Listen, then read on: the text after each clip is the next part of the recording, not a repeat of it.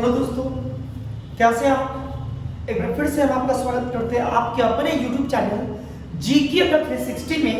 और आज हम जो टॉपिक लाए हैं यह है भारत की जनसंख्या 2021। वीडियो को देखने से पहले मेरा एक रिक्वेस्ट है कि इससे पहले मैंने एक वीडियो बना रखा है जनसंख्या पे, जो टॉपिक है बिहार की जनसंख्या। तो सबसे पहले जाएं और बिहार की जनसंख्या को देखें, क्योंकि बहुत सारे ये जो डेटा है मैंने वहीं पे बता रखे हैं। और एक बार फिर से मेरे भाई, मैं आपके लिए मेहनत करता हूं। अगर आपको मेरा मेहनत दिखे तो प्लीज मेरे लिए आप इसे लाइक कर दीजिएगा। अगर मेहनत दिखे तो सब्सक्राइब भी कर लीजिएगा और जितना अधिक हो सके शेयर कीजिएगा।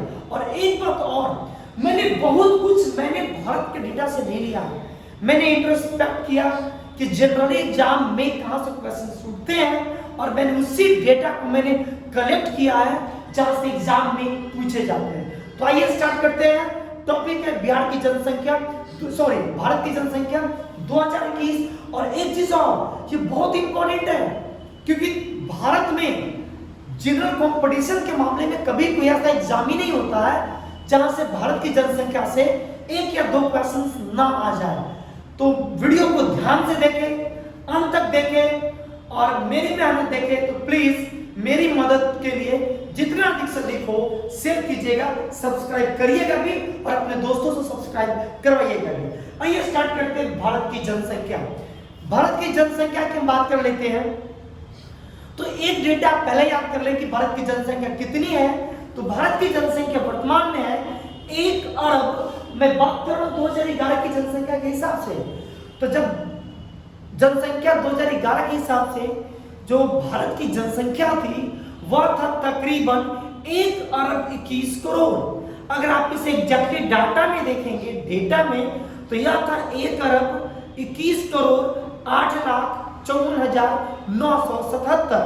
देखिए, स्टूडेंट को जो बिहार से बिलोंग करते हैं, बिहार की पूरी जनसंख्या पता होना चाहिए। अगर जो इंडिया से बिलोंग करते हैं स्टूडेंट, कम से कम एक डाटा तो याद होना चाहिए। बहुत जगह ऐसा बताया जाता है कि नहीं, आप ना एग्जैक्टली डेटा मत याद करो, आप 1 अरब 21 करोड़ याद कर लो। क्या फर्क पड़ता है अगर आप थोड़ा सा मेहनत कर देंगे तो डेटा याद कर ले। भारत की कितना है? 1 अरब 21 करोड़। मेरे साथ बोलिए, 1 अरब 21 करोड़। इसके बाद मैंने क्या बताया? मैंने 8,54,977। कितना? 8,54,977। ये 2011 की जनसंख्या के हिसाब से भारत की जनसंख्या। आइए, जो मैंने पिछले वीडियो में जो पढ़ा रखा है, थोड़ा सा हम उसके डिस्कस कर लेते हैं। हम सबसे पहले आते हैं जनगणना के इतिहास के बारे में। तो जनसांख्यिकी का पिता यानी जनसंख्या का पिता किसे कहते हैं? तो कहते हैं इब्न खल्दून को। किसे कहते हैं? इब्न खल्दून। और विश्व में जो सबसे पहली बार जो जनसंख्या करवाया उस देश का नाम है चीन। विश्व में सबसे पहली बार जो व्यवस्थित रूप से जनगणना कराने का श्रेय स्वीडन को दिया जाता है। 1749 ईस्वी में स्वीडन ने पहली बार व्यवस्थित जनगणना कराई। और हम देखते हैं कि भारत में भी दशकीय जनगणना होती है, हर 10 साल के अंतराल पर जनगणना की जाती है। तो ये जो दशकीय जनगणना का जो कॉन्सेप्ट है, इस कॉन्सेप्ट का शुरुआत अमेरिका में हुआ है और अमेरिका में 1790 ईस्वी में। अब हम बात कर लेते हैं कि इंग्लैंड में जनसंख्या की शुरुआत कब हुई, जनगणना की। तो इंग्लैंड में सबसे पहली बार जनगणना 1801 ईस्वी में हुआ था। अब एक चीज और, अब हम आते हैं भारत की जनगणना के कुछ इतिहास के बारे में कि भारत की जनगणना कब पहली बार हुआ।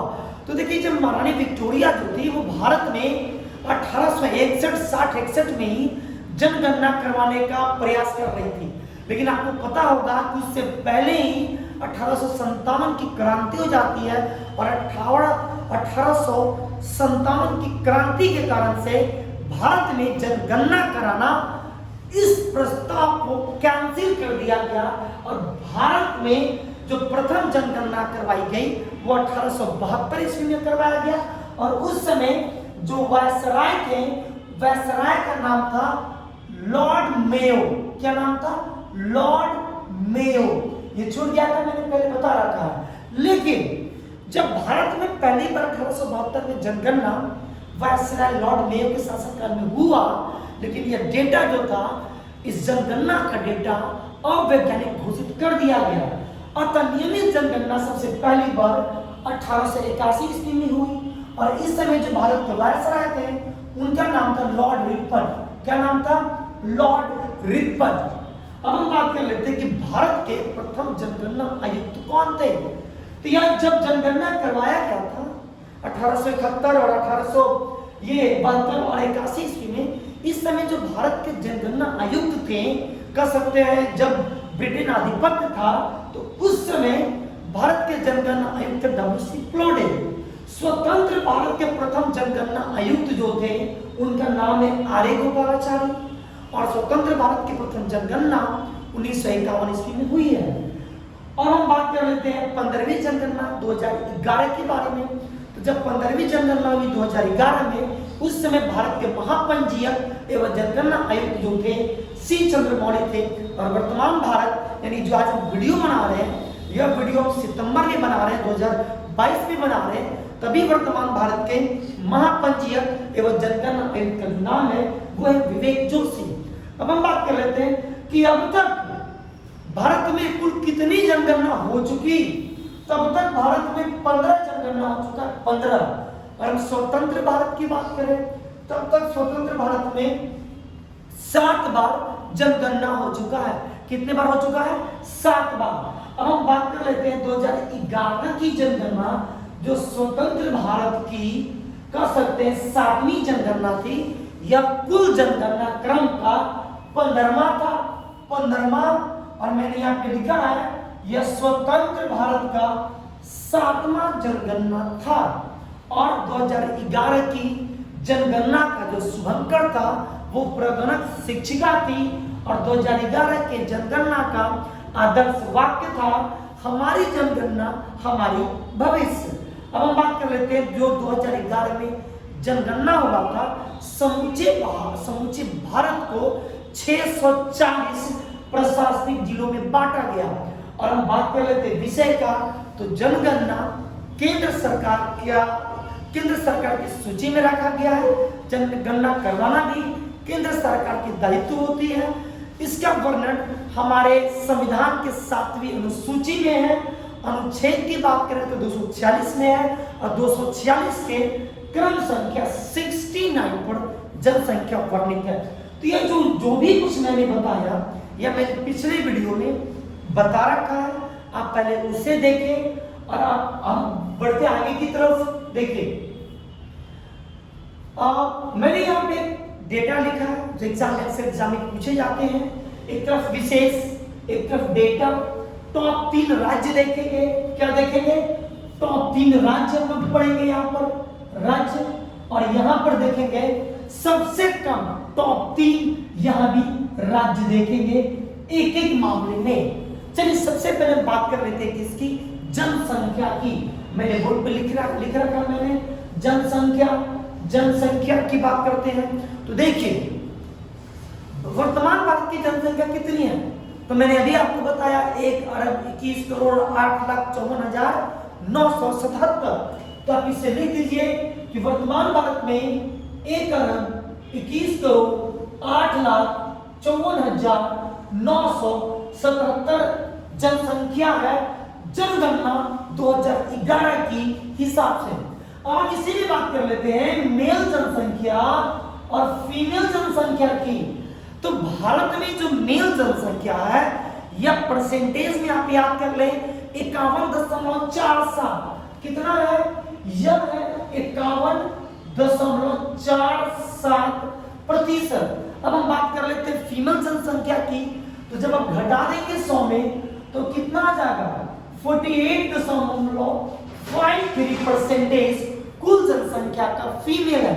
यानी हमारे भारत में महिला और पुरुष, मेल और फीमेल जनसंख्या में गैप बना हुआ है।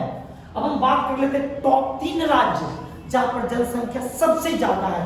तो टॉप 3 राज्य जहां पर जनसंख्या सबसे ज्यादा है, पहला है उत्तर प्रदेश। उत्तर प्रदेश के दूसरे क्रम पे आता है महाराष्ट्र और तीसरे रैंक पे आता है बिहार। तो टॉप 3 जनसंख्या वाले राज्य कौन है भारत के? पहला उत्तर प्रदेश, दूसरा कौन है? महाराष्ट्र, और टॉप 3 में तीसरे रैंक पे जो राज्य आता है उस राज्य का क्या नाम है? बिहार। अब हम बात कर लेते हैं भारत की कौन सी ऐसा राज्य है जहां पर जनसंख्या सबसे कम है। तो जहां पर सबसे कम जनसंख्या टॉप 3 भारत के राज्य है, सबसे पहला सिक्किम के बाद नंबर 2 पे आता है मिजोरम, और नंबर 3 पर आता है अरुणाचल प्रदेश। तो पहला मैंने क्या बताया आपको? सिक्किम। सबसे कम जो जनसंख्या है भारत में वह किसकी है? सिक्किम की है। सिक्किम के बाद सबसे कम भारत में जो जनसंख्या है वह मिजोरम की है। और मिजोरम के बाद जो सबसे कम जनसंख्या भारत की है उसका क्या नाम है? अरुणाचल प्रदेश। क्या नाम है? अरुणाचल प्रदेश। तो उम्मीद रखते हैं जनसंख्या के मामले में आपको सब कुछ पता चल चुका है कि टॉप 3 में सबसे ज्यादा जनसंख्या वाला भारत का राज्य कौन है? उत्तर प्रदेश, महाराष्ट्र, बिहार। सबसे कम जनसंख्या कहां पे है? तो सिक्किम में, उसके बाद मिजोरम, उसके बाद अरुणाचल प्रदेश। अब हम बात करते हैं जनसंख्या घनत्व की। पहले डेटा याद रखें कि भारत में कितना जनसंख्या घनत्व है। तो जनसंख्या घनत्व की संख्या कितनी है? 382। यानी भारत की जो जनसंख्या घनत्व वो कितना है? 382 व्यक्ति जनसंख्या घनत्व है। अब हम बात कर लेते हैं कि टॉप 3 राज्य जहां पर जनसंख्या घनत्व सबसे ज्यादा है। तो टॉप 3 राज्य में सबसे ज्यादा जनसंख्या घनत्व वाला सबसे नंबर 1 पर है बिहार, जिसकी जनसंख्या घनत्व कितना है? 1106 व्यक्ति प्रति वर्ग किलोमीटर। दूसरे रैंक पे आता है पश्चिम बंगाल, और तीसरे रैंक पे आता है केरल। तो जनसंख्या घनत्व में टॉप 1 में सबसे पहला राज्य का नाम क्या है? बिहार। दूसरे रैंक पे जो आता है, दूसरे रैंक पे उसका क्या नाम है? पश्चिम बंगाल। और तीसरे रैंक पे जो आता है उसका क्या नाम है? केरल। यानी यहाँ पर सबसे ज्यादा डेंसिटी है, जनसंख्या घनत्व है। अब हम बात कर लेते हैं सबसे कम जनसंख्या कहाँ होगा। देखिए सबसे कम जनसंख्या वही होंगे जो पहाड़ी वाला इलाका होगा। और आप जानते हैं कि जो भारत का पूर्वोत्तर राज्य है वो पहाड़ी क्षेत्र ज्यादा है। तो ऐसे में डेंसिटी सबसे कम कहाँ पे है? पूर्वोत्तर राज्यों में है।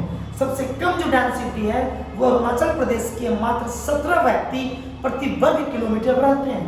तो सबसे कम डेंसिटी अरुणाचल प्रदेश की है, उसके बाद मिजोरम की है, उसके बाद किसकी है? सिक्किम की है। तो सबसे कम डेंसिटी में नंबर 1 पे कौन आता है?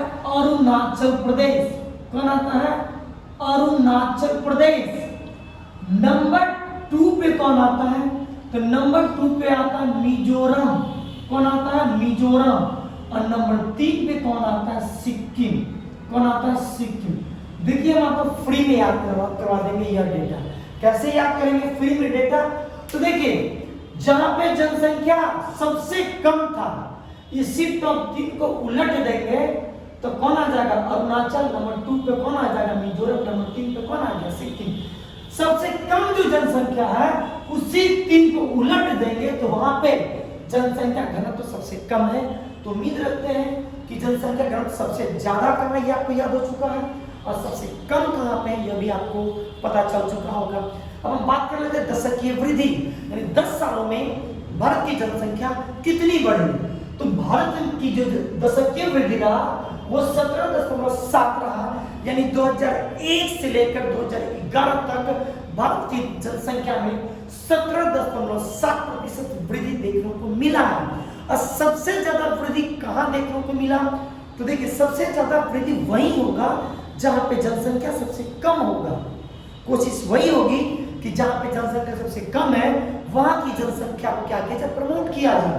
तो ऐसे कंडीशन में सबसे ज्यादा जनसंख्या दशकीय वृद्धि वाला 3 राज्य है।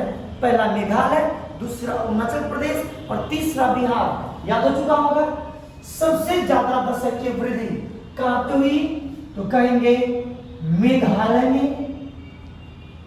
दूसरे रैंक पे कौन है? तो कहिएगा अरुणाचल प्रदेश। कौन है? अरुणाचल प्रदेश। और तीसरे स्थान पे कौन आता है? तो तीसरे स्थान पर आता है जनशक्ति वृद्धि के मामले में बिहार।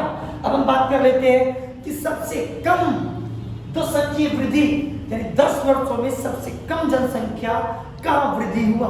तो देखिए सबसे कम जनसंख्या वृद्धि वही होगा जहां पर एजुकेशन ज्यादा होगा। तो ऐसे में 3 भारत के ऐसे राज्य हैं जहां पर जनसंख्या वृद्धि सबसे कम हुआ। एक हुआ नागालैंड, इसको ट्रिक से याद कर लीजिए कि नागालैंड में नाग ज्यादा होता है। ट्रिक से, मेरा कोई लॉजिक नहीं इसमें, ट्रिक की बात कर रहे हैं। तो ये याद कर लीजिए कि सबसे जो कम जनसंख्या वृद्धि हुआ नागालैंड में, नागालैंड में सबको नाग काट लिया, ऐसे याद कर लीजिए। तो सबसे कम कहां पे वृद्धि हुआ है? नागालैंड में। और एक बात याद रखिएगा, नागालैंड एक ऐसा राज्य रहा जहां का जनसंख्या बढ़ा ही नहीं। पूरे भारत का एकमात्र ऐसा राज्य जहां की जनसंख्या घटी है और उस राज्य का नाम क्या है? नागालैंड। तो सबसे कम जनसंख्या वृद्धि कहां पे रहा? तो पहला कहेंगे नागालैंड। कौन है? नागालैंड। नागालैंड के बाद दूसरा रैंक पे मैंने आपको क्या बताया? तो एजुकेशन जहां पे ज्यादा होगा, और एजुकेशन ज्यादा कहां पे? तो वो केरल। और उसके बाद कहां पे? गोवा। तो सबसे ज्यादा जनसंख्या वृद्धि वाले 3 राज्य मेघालय, बिहार, अरुणाचल प्रदेश। अब सबसे कम जनसंख्या वृद्धि वाले नागालैंड, उसके बाद केरल, उसके बाद कौन है? गोवा। अब हम बात कर लेते हैं साक्षरता की। तो डेटा पहले देख लेते हैं कि 2011 की जनसंख्या के अनुसार जो भारत में जो साक्षरता प्रतिशत रहा वो 73% रहा। कितना रहा? 73%। अब ऐसे में आपको मेल और एटलीस्ट फीमेल के साक्षरता प्रतिशत पता होना चाहिए।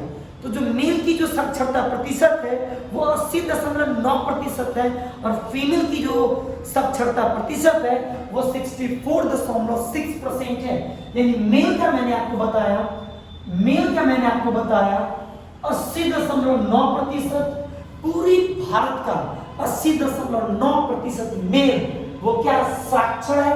जबकि फीमेल की बात कर लेते हैं तो 64.6% फीमेल पूरे भारत में क्या साक्षर है। अब हम साक्षरता वाला राज्य देखते हैं तो टॉप 3 साक्षरता में सबसे अव्वल है केरल। आप जानते होंगे केरल के बाद नंबर 2 पे आता है मिजोरम, नंबर 3 पे आता है कौन? गोवा। तो साक्षरता में नंबर 1 कौन है? केरल। नंबर 2 कौन है? मिजोरम। और नंबर 3 पे कौन आता है? गोवा। आप याद कर लेंगे। सबसे ज्यादा साक्षर राज्य सबके जानते हैं केरल। केरल के बाद मिजोरम, मिजोरम के बाद क्या आता है? गोवा। अब सबसे कम साक्षरता वाला राज्य हम देखते हैं तो भारत में सबसे कम साक्षरता सबसे निचले पायदान पे है बिहार। बिहार के बाद अरुणाचल प्रदेश और अरुणाचल प्रदेश के बाद कौन आता है? राजस्थान। तो सबसे कम साक्षरता में कौन है? बिहार। बिहार के बाद कौन है? अरुणाचल प्रदेश। और अरुणाचल प्रदेश के बाद सबसे कम साक्षर कौन है? इससे थोड़ा ज्यादा साक्षर तो उसका क्या नाम है? बिहार। देखिए फिर नाम बोलते बोल गए। बिहार, अरुणाचल प्रदेश और राजस्थान। क्या है? राजस्थान। तो सबसे कम जो साक्षरता बिहार की है, बिहार से ज्यादा अरुणाचल की है और अरुणाचल से ज्यादा किसकी है? राजस्थान की है। तो यह जो डेटा था इंपॉर्टेंट है। अब हम लिंगानुपात की बात कर लेते हैं। तो लिंगानुपात यहां पर 1000 पुरुषों पर जो महिलाओं की संख्या है यानी सेक्स जो रेशियो है वो कितनी है? 943 है। यही वजह है कि हमारे भारत में आप देखते होंगे कि मेल और फीमेल के परसेंटेज के बीच आपको अंतर दिखता है क्योंकि हमारे यहाँ जो लिंगानुपात है वो कितना? 943 है। 943 कैसे है? तो आप ऐसे याद करेंगे कि 943 प्रति 1000 पुरुषों पर महिलाओं की संख्या है। अगर लिंगानुपात पूछे तो 943। अब हम बात कर लेते हैं कि लिंगानुपात सबसे ज्यादा कहां है? टॉप 3 स्टेट कौन है? तो देखिए लिंगानुपात सबसे ज्यादा वहीं पे होगा जो राज्य शिक्षित होंगे और शिक्षा के मामले में साउथ इंडिया और उत्तर के भारत अव्वल है। तो साउथ इंडिया में सबसे अच्छा जो लिंगानुपात का जो रेशियो है नंबर 1 है केरल, नंबर 2 है तमिलनाडु और नंबर 3 है आंध्र प्रदेश। अब मैप देखें, मैप में सही का टिक आप दीजिए, सही लिंगानुपात क्या है, सही है। तो सही इसका नाम क्या है, मैंने पढ़ा है मैप में, इसका नाम क्या है। तो टॉप 1 पे केरल, केरल से इधर आएंगे तो क्या नाम है इसका। नंबर 2 पे कौन आएगा, तो कहेंगे तमिलनाडु। और नंबर 3 पे कौन आता है, तो तमिलनाडु के ऊपर क्या है, तो कहेंगे आंध्र प्रदेश। तो आंध्र प्रदेश यानी 3 ऐसे राज्य जहां पे सेक्स रेशियो यानी लिंगानुपात बहुत अच्छी है। फिर भी केरल को छोड़कर बाकी तमिलनाडु और आंध्र प्रदेश में जो लिंगानुपात है 1000 से नीचे है। तो नंबर 1 है केरल, नंबर 2 है तमिलनाडु और नंबर 3 कौन है, आंध्र प्रदेश। अब हम बात कर लेते हैं कि लिंगानुपात सबसे कम कहां पे है। तो भारत में लिंगानुपात सबसे कम जो है उसमें सबसे नंबर 1 पे आता है हरियाणा, नंबर 2 पे आता है जम्मू कश्मीर और नंबर 3 पे आता है सिक्किम। तो नंबर 1 पे कौन है, सबसे कम लिंगानुपात वाला राज्य कौन है, तो कहेंगे हरियाणा। नंबर 2 पे कौन आता है, नंबर 2 पे देखिए फिर हम नाम भूल गए, नंबर 2 पे जो आता है जम्मू कश्मीर, नंबर 2 पे कौन आता है जम्मू कश्मीर और नंबर 3 पे कौन आता है, तो सबसे नंबर 3 पे आता है सिक्किम। यह जो आप 5 डेटा आपने देखा, अक्सर एग्जाम में यही से क्वेश्चन पूछे गए जाते हैं। एक डेटा और याद कर लीजिए कि भारत का जो शिशु लिंगानुपात है, शिशु लिंगानुपात कितना है, तो भारत का जो शिशु लिंगानुपात है वो घटा है, एक सोचने वाली विषय है। और जो शिशु लिंगानुपात है ये भारत में 918 है। कितना है, भारत में 918 शिशु लिंगानुपात है। अब हम आगे बात करते हैं अनुसूचित जाति की बात कर लेते हैं। तो भारत में कुल आबादी का 16.6% क्या है, कुल जनसंख्या का 16.6% अनुसूचित जाति है। अगर आप इसे करोड़ों में काउंटिंग करेंगे तो तकरीबन 20 करोड़ 15 लाख या 20 करोड़ 14 लाख के आसपास क्या है, भारत में अनुसूचित जातियों की संख्या है, यानी शेड्यूल कास्ट की। अब हम बात कर लेते हैं कि भारत के किस राज्य में अनुसूचित जाति सबसे ज्यादा निवास करते हैं। जनसंख्या के हिसाब से हम 2 पैटर्न पर देखेंगे, एक देखेंगे जनसंख्या के हिसाब से और देखेंगे प्रतिशत के हिसाब से। तो सबसे ज्यादा अनुसूचित जाति वाला जो राज्य है जहां पे अनुसूचित जाति रहते हैं, नंबर 1 पे है उत्तर प्रदेश, नंबर 2 पे पश्चिम बंगाल और नंबर 3 पे बिहार।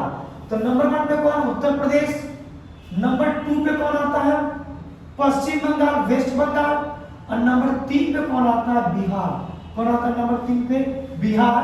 यानी अनुसूचित जातियों की सबसे ज्यादा जो संख्या है वो उत्तर प्रदेश में है। अब हम बात कर लेते हैं कि सबसे कम कहां पे है।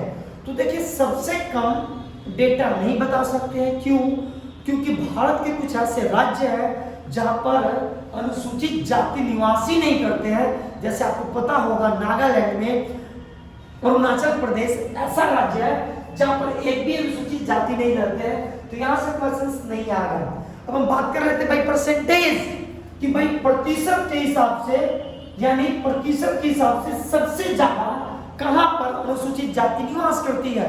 तो भाई परसेंटेज के हिसाब से सबसे ज्यादा जो अनुसूचित जाति जो निवास करते हैं ये पश्चिम भारत में करते हैं। यानी नंबर 1 पे है पंजाब, नंबर 2 पे है हिमाचल प्रदेश और नंबर 3 पर है पश्चिम बंगाल। तो बाई परसेंटेज की हम बात कर रहे हैं, बाई परसेंटेज की मैंने बात कहा कि अनुसूचित जाति सबसे ज्यादा बाई प्रतिशत पंजाब में रहती है। पंजाब की कुल आबादी का लगभग 31% अनुसूचित जाति है। 31 नहीं कहिए, लगभग 32% का ये अनुसूचित जाति है। उसके बाद एचपी में निवास करती है, एचपी मतलब हिमाचल प्रदेश। और नंबर 3 पे जो है वो है वेस्ट बंगाल यानी पश्चिम बंगाल। चलिए भाई परसेंटेज भी नहीं बताया जा सकता क्योंकि अभी मैंने बताया नागालैंड में अरुणाचल में निवास करती ही नहीं है। अब हम बात कर लेते हैं अनुसूचित जनजाति। अब हम बात करते हैं अनुसूचित जनजाति की। तो भारत की कुल आबादी का लगभग 8.6%, ठीक इसका आधा क्या है, अनुसूचित जनजाति निवास करती है। अब हम बात कर लेते हैं जनसंख्या के हिसाब से कि सबसे ज्यादा अनुसूचित जनजाति जनसंख्या के हिसाब से किस राज्य में रहती है। तो देखिए अनुसूचित जनजाति का अक्सर लगाव वनों से रहा है, आप ट्रिक के लिए याद कर ले। और अनुसूचित जातियां हमेशा वनों में रहना पसंद करती हैं। एक ट्रिक के भीड़ से आप याद करेंगे तो जो वन वाले क्षेत्र होंगे वहां पर अनुसूचित जाति क्या होंगे, ज्यादा रहेंगे। तो सबसे ज्यादा अनुसूचित जाति कहां पे रहते हैं, तो मध्य प्रदेश में एम से, मध्य प्रदेश नंबर 2 पे एम से महाराष्ट्र और नंबर 3 पर उड़ीसा। तो सबसे ज्यादा अनुसूचित जाति कहां पे है, मध्य प्रदेश में, एमपी में। शॉर्टकट में लिखते हैं ताकि समय न लगे। नंबर 2 पे कहां पे, महाराष्ट्र में। और नंबर 3 कहां पे, उड़ीसा में। कहां पे, उड़ीसा में। तो याद हो चुका है कि सबसे ज्यादा अनुसूचित जनजाति भारत में कहां रहती है, तो एम से एमपी, एम से महाराष्ट्र, उसके बाद क्या, उड़ीसा। अब हम बात करते हैं सबसे कम कहां निवास करती है। फिर वही बात कि बहुत ऐसे क्षेत्र हैं, राज्य है जहां पर अनुसूचित जाति निवास ही नहीं करती यूनियन टेरिटरीज में। इसे हम हटा देते हैं डेटा। अब हम बात कर लेते हैं बाई प्रतिशत, बाई परसेंटेज सबसे ज्यादा अनुसूचित जनजाति कहां रहती है। तो जानते हैं ये बहुत इंपॉर्टेंट है। मिजोरम की कुल आबादी का लगभग 94.4% या कह सकते 94.5% कुल आबादी का केवल क्या है, अनुसूचित जनजाति वाला है। तो नंबर 1 पे कौन है, मैंने कहा वन वाले क्षेत्र। तो नंबर 1 पे मिजोरम, नंबर 2 पे कौन है, नागालैंड, और नंबर 3 पे कौन है, मेघालय। तो सबसे ज्यादा बाई परसेंटेज अनुसूचित जनजातियां कहां रहती है, तो कहां पर रहती है, मैंने कहा मिजोरम में। ये आपको पता होना चाहिए कि मिजोरम की कुल आबादी का लगभग 94.4% केवल एसटी है, शेड्यूल कास्ट है, यानी अनुसूचित जनजाति है। नंबर 2 पे कौन है, नागालैंड। और नंबर 3 की बात कर लेते हैं तो नंबर 3 पर है मेघालय। अब हम बाई परसेंटेज यह डेटा नहीं दे सकते। अब हम बात कर लेते हैं शहरी जनसंख्या, शहरी जनसंख्या, ग्रामीण जनसंख्या। तो हम सबसे पहले बात कर लेते हैं कि टॉप 3 शहरी जनसंख्या की सबसे ज्यादा भारत में कि किस राज्य में शहरी जनसंख्या निवास करती है। तो सबसे ज्यादा जो शहरीकरण वाला, हम प्रतिशत के हिसाब से देखिए मैंने लिख रखा है, जो डेटा बता रहा है परसेंटेज में कि भारत के किस राज्य में 22% सबसे ज्यादा शहरी जनसंख्या निवास करती है। तो बाई परसेंटेज शहरीकरण में नंबर 1 है गोवा, नंबर 2 है मिजोरम और नंबर 3 है तमिलनाडु। तो सबसे ज्यादा जो शहरीकरण है वो कौन है, नंबर 1 कौन है, गोवा, नंबर 2 कौन है, वो है मिजोरम, और नंबर 3 कौन है, यह है तमिलनाडु। क्या नाम है इसका, तमिलनाडु। तो सबसे ज्यादा बाई प्रतिशत, बाई परसेंटेज की बात कर रहे हैं, शहरीकरण सबसे ज्यादा गोवा में है। जब आप गोवा की डेटा उठाएंगे तो लगभग आपको 62% से ज्यादा केवल शहरीकरण है गोवा में। मिजोरम में भी लगभग 50% से ज्यादा है। अब हम बात कर रहे थे सबसे कम शहरीकरण कहां पे है, यानी सबसे ज्यादा ग्रामीण क्षेत्र होगा वहां पे। तो सबसे कम शहरीकरण वाला कौन है, हिमाचल है, हिमाचल के बाद बिहार है, और बिहार के बाद कौन है, असम है। तो सबसे कौन है, हिमाचल। हिमाचल प्रदेश के कुल आबादी का मतलब कुल परसेंटेज देखे तो लगभग 90% से ज्यादा ग्रामीण क्षेत्र है। उसके बाद नंबर 2 पे कौन है, बिहार। अब बिहार के सारे स्टूडेंट को पता होना चाहिए ग्रामीण में कितना है, तो लगभग 88.7% यहाँ पे क्या है, ग्रामीण। अब हम बात कर लेते हैं तीसरे रैंक पे कौन है, तो तीसरे रैंक पे असम। सबसे ज्यादा शहरीकरण बाई परसेंटेज और सबसे कम शहरीकरण बाई परसेंटेज। अब मैंने लिख दिया ग्रामीण जनसंख्या बाई परसेंटेज, तो इसी को पलट दीजिए ना, तो सबसे ज्यादा ग्रामीण जनसंख्या में पहला पे क्या हो जाएगा, हिमाचल।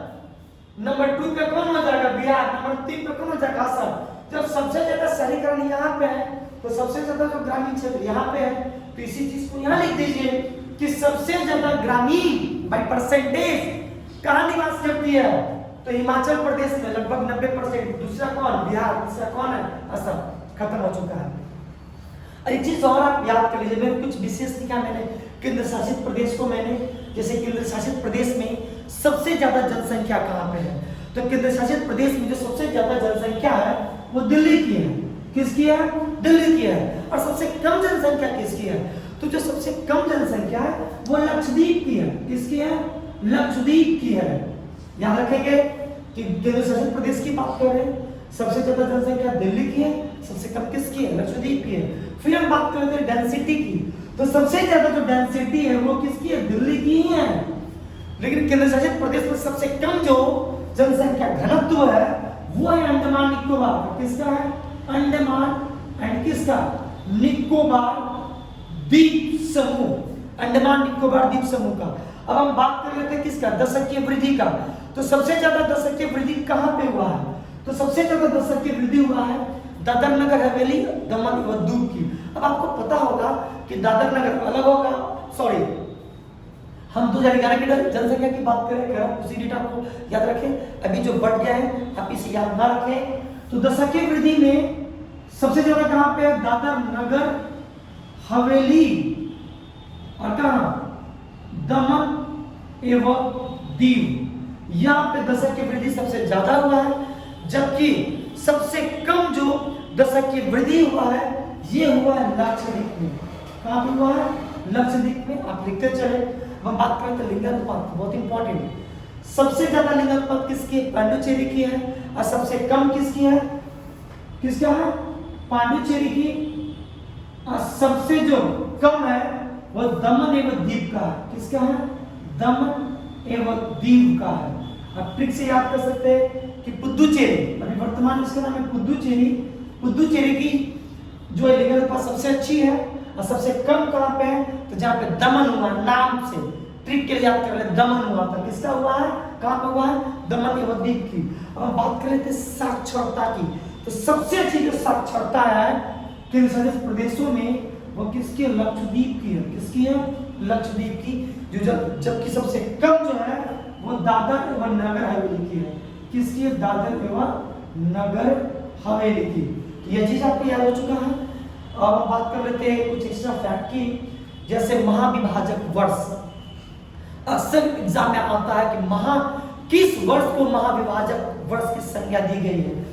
तो भारत की जनसंख्या 2011 से लेकर 2021 तक जनसंख्या घटी है, लगभग 0.39% जनसंख्या घटी है। इसलिए जनसंख्या घटने के कारण मतलब 1911 से 1921 के बीच जनसंख्या घटी है। इसीलिए इस दशक को यानी 1921 के जनगणना को क्या कहा जाता है? महाविभाजक वर्ष, ग्रेट डिविजिबिलिटी ईयर। अब हम बात कर लेते हैं कि औसत सर्वाधिक घातीय वृद्धि दर किस वर्ष रहा। तो ये जो जनगणना हुआ था 1961 से 71 के लिए, यानी जो 71 में जो डेटा आया था सबसे ज्यादा एवरेज घातीय वृद्धि दर रहा। अब जनसंख्या विस्फोट, आपको पता होगा अक्सर हम नाम लेते हैं जनसंख्या विस्फोट की। तो किसे जनसंख्या विस्फोट की संज्ञा दी गई है? तो जो 3 दशक थे, इस 3 दशक में भारत की जनसंख्या सबसे ज्यादा देखने को मिला था। जनसंख्या बहुत तेजी से बूम किया था। अतः इसीलिए 1951 से लेकर 1981 यानी 3 दशक में जनसंख्या सबसे ज्यादा बढ़ा, इसीलिए इसे कहा जाता है जनसंख्या विस्फोट। तो उम्मीद करते यह वीडियो आपको अच्छे से समझ में आया होगा। अगर मेरा आपको मेहनत दिखा होगा, मैंने बहुत कुछ कलेक्शन किए, छाट कर लिखे हैं, तो प्लीज मेरी हाथ को देखते हुए, सॉरी मेरी मदद के लिए, मेरी मेहनत को देखते हुए आप प्लीज आप लाइक कीजिए, सब्सक्राइब कीजिए मेरे भाई, और जितना अधिक हो शेयर कीजिए। बहुत जल्दी मिलते हैं हम आपके साथ अगले वीडियो में।